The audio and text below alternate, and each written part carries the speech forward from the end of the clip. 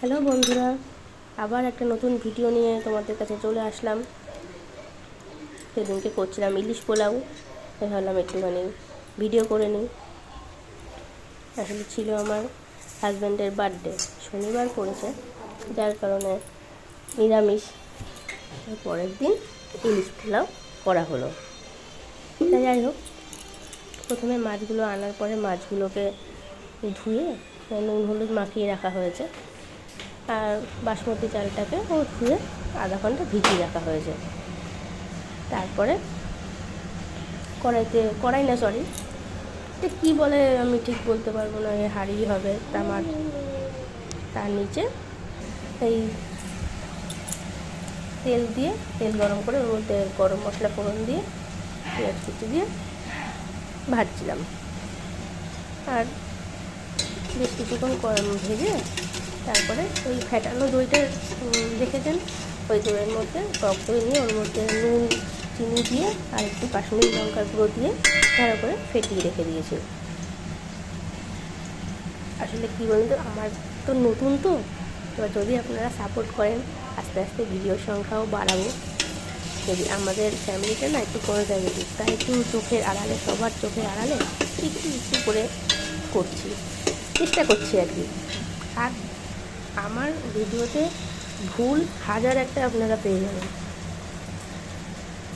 বুঝতে হবে না, চোখের সামনে অটোমেটিক্যালি চলে আসবে। যাই হোক, তারপরে ফ্যাটানো দইটা ওর মধ্যে দিয়ে দিলাম। তার সঙ্গে একটুখানি জাস্ট একটু সামান্য ধনের গুঁড়ো আমি অ্যাড করেছিলাম, সেটা বলতে আমি ভুলে গেছি। তারপরে দিয়ে বেশ খানিকক্ষণ কষানোর পরে একটু তেল ছেড়ে দিলে ওর মধ্যে ইলিশ মাছগুলো ইলিশ মাছগুলো দিয়ে দেবো।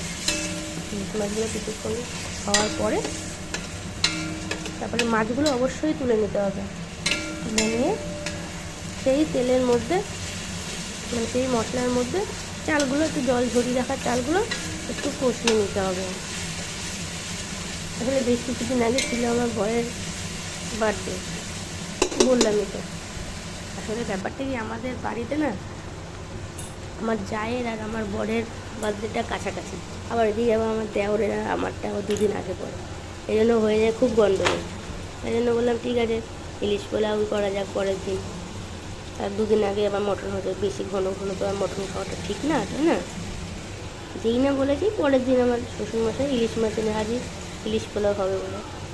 ইলিশ পোলাওটা একটু গোবিন্দভোগ চালে করলেই ভালো হয়, যেহেতু বাড়িতে যেহেতু বাসমতিটা ছিল, ওই জন্য সেটা দিয়েই করে নিই।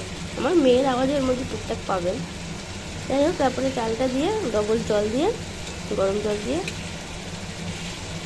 সিদ্ধ করে নিলেই উপর থেকে উপর থেকে আর কি মাছগুলো দিয়ে দিতে হবে, ব্যাস, তারপরেই রেডি।